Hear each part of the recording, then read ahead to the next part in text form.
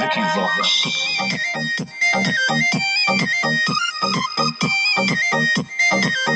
ढेरा कइले हकी अति अब होतो तोरा छती छौड़ा माथावा में मान के तो घूम रे कफन बनो हकी खाला नायक साथे घूमो हो विधायक अरे इसे छौड़ा तोर बड़ा हकमा लेके हथियार करो हकी तू शिकार ढेर बनो हकी रंगदार के भातार पंडित जी से छौड़ा तोर देखलियो पातारा कुंडली में लिखल हो तोर जेल यातारा कुंडली में लिखल हो तोर जेल यातारा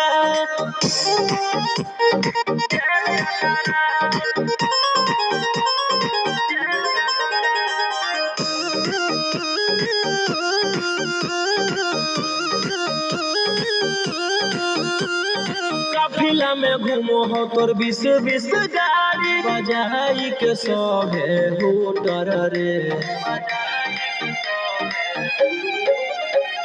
यूपी और बिहार झारखंड में हो खौफ मचैले तोरे गैंग के शूटर रे दागी पीतल के दाना छाती डैमेज करो ही सब जिला के थाना तो ही मैनेज करो ही देही ओनी यूज तोरा हको खतरा कुंडली में लिखल हो तोर जेल यातारा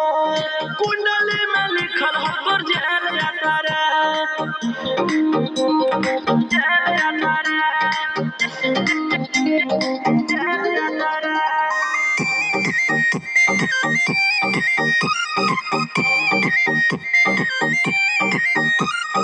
काले फॉर्च्यूनरवा हो काला करो बरावा मचैले हो कि पूरा तू बवंडर रे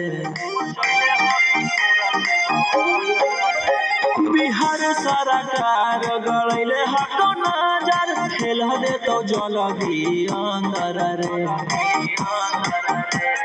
AK-47 लेके छूटा चरोही मन में आबो हको जे छौड़ा उहे करोही रोशन रोही आकर आइन के बढ़ैनी मातारा